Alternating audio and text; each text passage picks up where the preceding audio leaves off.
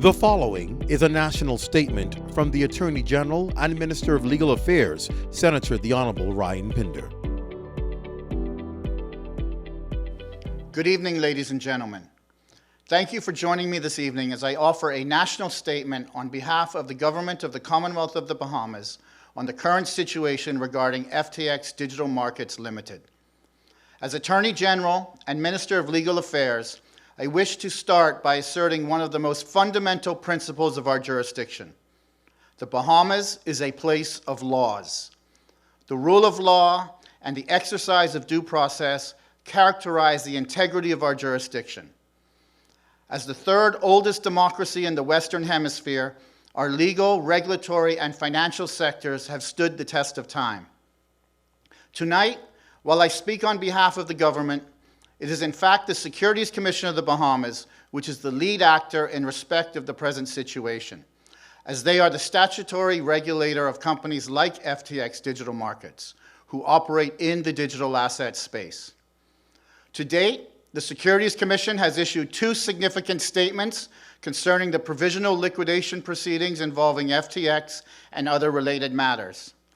I encourage you all to read those statements for yourselves, as they are definitive accounts of the known facts and the application of the relevant laws and regulatory regime in relation to FTX.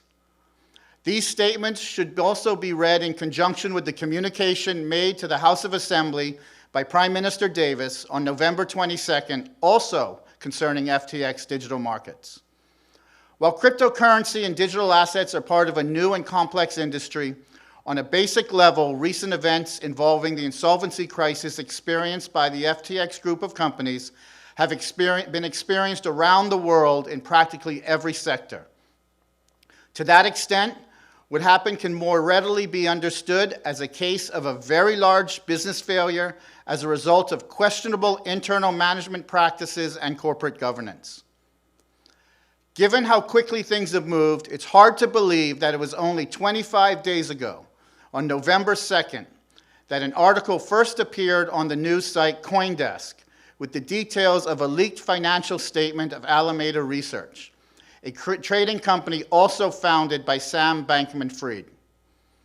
I want to pause here to emphasize that among the over 100 companies located in dozens of jurisdictions around the world, FTX Digital Markets is the only entity regulated in the Bahamas. Alameda Research is not regulated in the Bahamas. To the extent Alameda Research is found to have committed any improprieties in the Bahamas, then of course it will be subject to our jurisdiction.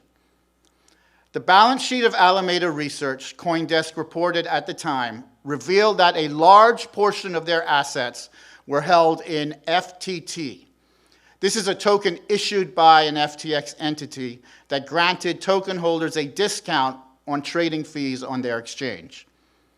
4 days later, on November 6th, Binance, a crypto exchange that is a major rival to FTX, announced that it was selling off all its substantial holdings in this same FTT token. This announcement prompted a large number of FTX investors to withdraw hundreds of millions of dollars in digital assets from FTX, causing a liquidity crunch. In short, FTX was experiencing the equivalent of a run on the bank when customers all rush in to withdraw all of their assets simultaneously. 2 days later, on November 8th, it was reported that Binance had entered a non-binding agreement to buy FTX. However, the very next day, on November 9th, Binance pulled out of the deal. And it was only 1 day following this, on November 10th, in 2022, the Securities Commission of the Bahamas announced that it had taken action to freeze the assets of FTX Digital Markets, had suspended the registration of FTX Digital Markets as a licensee under the Digital Assets and Registered Exchange Act, also known as the DARE Act, and applied to the Supreme Court of the Bahamas, pursuant to its regulatory authority under the DARE Act, to place the company in provisional liquidation. The speed of which the Securities Commission was able to move was remarkable by any standard. Over the course of 8 days, market confidence was lost in a company which at one point had a $32 billion valuation. The Securities Commission deserves the highest praise for moving so swiftly and decisively to suspend FTX Digital Markets' license and appoint the provisional liquidators. In addition, the Securities Commission recognized that given the nature of digital assets and the risks associated with hacking and compromise, placing FTX Digital Markets in provisional liquidation was not sufficient to protect the customers and creditors of the company. Therefore, pursuant to their authority under the DARE Act, and pursuant to an order of the Supreme Court of the Bahamas, the Securities Commission secured the assets of FTX Digital Markets to be held on behalf of and for the benefit and restitution of clients and creditors of FTX. The Commission was the first regulator in the world to take significant steps with respect to the FTX group of companies, which has operations and regulated activities throughout the world. This was done for the purpose of protecting the interest of FTX customers and creditors, as well as the integrity of the Bahamian financial services industry. The Securities Commission was able to move so quickly because of the strength of the legislative framework which was already in place in the Bahamas to regulate digital asset companies like FTX Digital Markets. No other jurisdiction in the world moved or could have moved this quickly in circumstances such as these. It is important for me to share this summary of what took place, because over the last few weeks, the basic facts have been obscured by guessing games and rumors. We understand the enormous interest in this story, but as a government, we decided right away that what was most important was not to engage with speculation or gossip, but instead to proceed methodically and deliberately in accordance with the exercise of due process and the rule of law. As we have stated, we are in the early stages of an active, ongoing investigation. It is a very complex investigation. The structure and reach of FTX activities are truly global, as they consist of over 100 companies located in dozens of jurisdictions. As with any active inquiry, we seek to share updates in a way that does not compromise or constrain investigators. And tonight, I can underscore that we believe that faith in the Bahamas as a responsible jurisdiction will only be strengthened as events continue to unfold. The digital assets industry is still in its infancy. The emergence of any new industry will inevitably feature ups and downs as innovators attempt to harness new technology to new applications. Since the official launch of Bitcoin in January of 2009, the possibilities that digital assets, smart contracts, distributed ledger technology, and fintech represented piqued interest across the financial and technology worlds. Despite the rapid growth in the industry, by 2018, many jurisdictions had not introduced any legal or regulatory framework that specifically addressed digital assets. There are still no agreed upon standards globally. Regulators around the world are still grappling with the issue of how to regulate digital assets. There are a number of reasons for this, including the complexity of regulating the digital asset space, but most regulators actually lack the broad statutory mandate or the legal scope to provide any regulation or even legal clarity on cryptocurrencies, digital assets, and their related businesses. Digital assets are in use in jurisdictions across the world, in North America, Central and South America, in Europe, Middle East, Asia, Africa, and in the South Pacific. They are being utilized and traded in countries whether there is a regulatory framework in place or not. The Bahamas decided that we needed to actively engage in this sector for two primary reasons. First, to take advantage of the strategic opportunity of this new sector, and second, to protect our existing financial services sector from the risks which unregulated activities connected with cryptocurrency and other digital assets may bring about, such as illicit finance. The Bahamas, with significant expertise in international financial services regulation, decided we would not allow this activity in our jurisdiction without the establishment of a robust legal and regulatory framework, reflective of the best practices observed in the industry and in compliance with recommendations of global standard setters. In 2020, the Bahamas enacted the Digital Asset and Registered Exchanges Act. It remains a pioneering piece of legislation recognized internationally as being innovative and forward-thinking. One example of this, earlier this year, Assistant United States Secretary of State for the Western Hemisphere Affairs, Brian Nichols, noted, and I quote, "The Bahamas has long been an important financial center globally, and it is pioneering responsible cryptocurrency regulation." It is the provisions of the DARE Act which gave the authority to the Securities Commission to act as quickly and decisively as it did in the case of FTX Digital Markets. So how did we get to this moment with FTX Digital Markets? In July of 2021, FTX Digital Markets was incorporated in the Bahamas and applied to be registered as a digital asset business under the DARE Act. In September of 2021, just over 1 year ago, the Securities Commission, after many months of prior engagement, approved FTX Digital Markets' license to operate.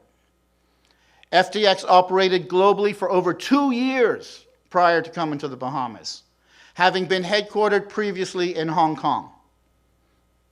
FTX Digital Markets quickly set about establishing a major presence in the Bahamas, buying properties, hiring and training Bahamian staff, and sponsoring a number of charitable and community ventures. In many ways, this behavior was no different from that which we see from many of our corporate citizens. Meanwhile, in the wider economy, inflation battered countries across the globe, leading to higher interest rates.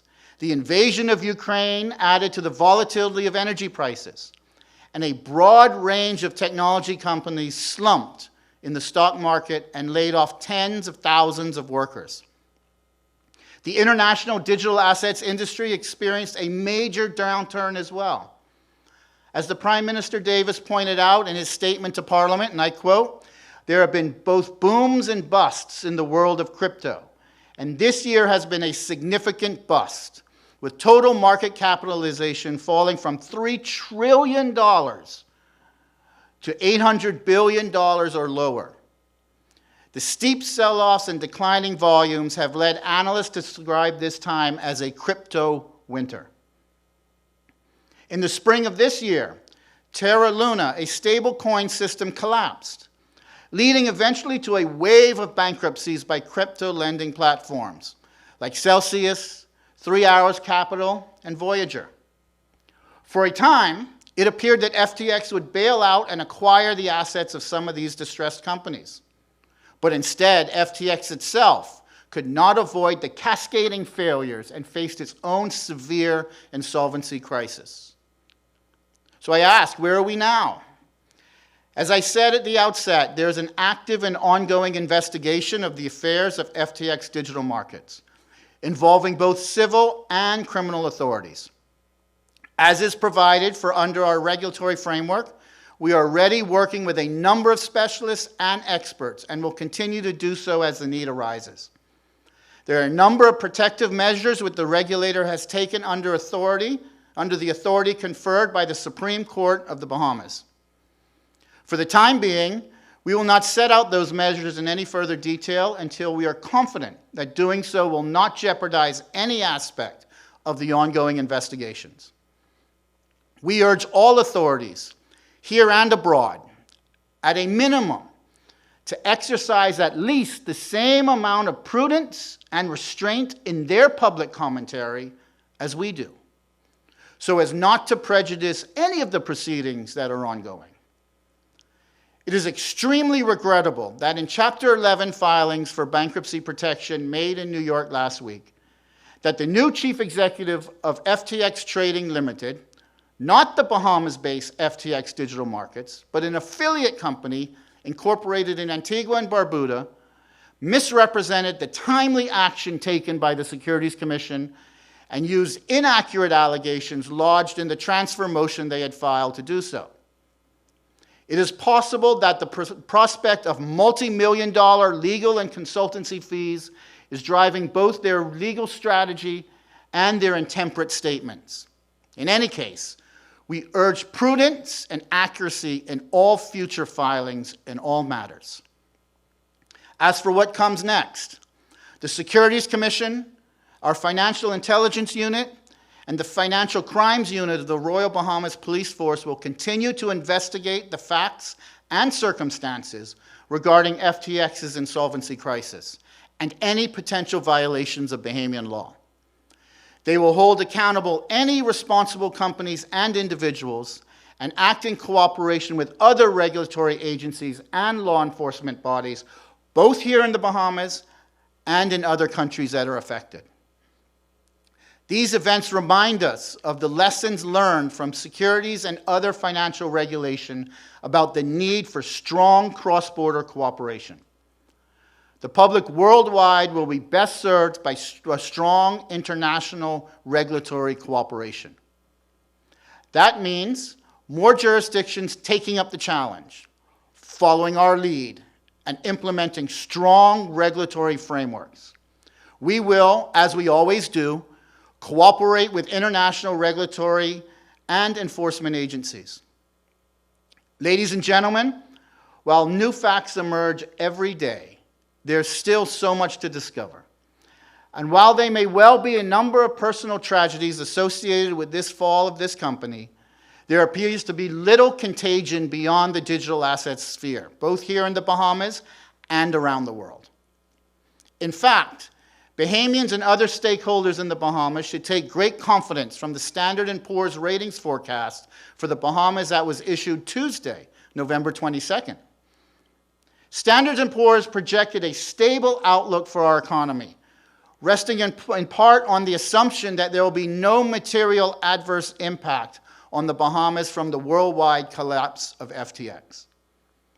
But as our investigations continue, I must emphasize that ill-informed speculation is not helpful, neither to the customers of FTX, nor the creditors, nor their investors, or in fact, the general public. Any attempt to lay the entirety of this debacle at the feet of the Bahamas because FTX is headquartered here would be a gross oversimplification of reality. The dozens and dozens of companies involved, registered in numerous jurisdictions across the world, the scope of related parties, including some of the world's most sophisticated investors, demonstrate the cross-border, multi-jurisdictional nature of this event. And it is deeply misguided to conclude that reluctance to communicate the details of an active investigation means that nothing is happening. In fact, the government's discretion stems from how seriously we take our commitment to the rule of law and the independence of the securities regulator in the Bahamas. We have been shocked at the ignorance of those who assert that FTX came to the Bahamas because they did not want to submit to regulatory scrutiny. In fact, the world is full of countries in which there is no legislative or regulatory authority over the crypto and digital asset business. But I must say, the Bahamas is not one of these countries. We have been able to assert our leadership in this new field because in the digital assets arena, what matters is not the size of your landmass, nor the size of your GDP, but the ingenuity and rigor of your people and your jurisdiction. When a respected risk and market integrity firm ranked the world's digital assets regulatory regimes earlier this year, our country, the Bahamas, was first, and for a good reason. The digital assets sector is a high-profile, embryonic sector of the Bahamian financial services sector, an area where the Bahamas has demonstrated global leadership for decades. As a world-leading destination for tourism, we have been audacious before in asserting that it's better in the Bahamas. we will not hesitate to do so again. My fellow Bahamians, we know that the world is watching. Insofar as these are matters of pressing global interest and concern, we welcome the attention. We have every confidence that the world will see how our policies, our laws, and regulatory regime have so much to commend to others. We have much to be proud of. We do not apologize for our ambition for Bahamians to be at the forefront of this exciting, innovative sector. The Bahamas stands behind its decision to regulate digital assets and related businesses. We stand behind the quality of the regulations that exist. We continue to invite digital asset businesses to operate from within this jurisdiction. All told, we remain one of the few countries in the world with such a complete and effective regulatory framework. The actions of the Securities Commission of the Bahamas, which they took on the 10th and 12th of November, were to protect the clients and creditors of FTX Digital Markets. This demonstrates why the DARE Act is among the world's leading legislative frameworks for the regulation of digital assets and related businesses. Like the dot-com boom and bust of the past, we believe that the turbulence currently being experienced by the digital assets sector will pass, and that there is still much potential for growth and opportunity ahead. In fact, I am fully confident that as matters progress and the activities of the FTX group are either restructured or wound down, the Bahamas will emerge, held in even higher esteem. A turbulent cryptocurrency period on a global basis and the downfall of a single Bahamian company in no way threatens a bright future for the Bahamas. In fact, it's quite the opposite. Those entrepreneurs who are ready to create new financial products that serve a broader range of consumers remain welcome to come to the Bahamas. They can be certain that we have in place a principled, fair, comprehensive, and ethical regulatory regime. They can also be certain we will act quickly and decisively to enforce that regulatory regime if and when our laws and regulations are breached. They will see that the Bahamas is a place of laws.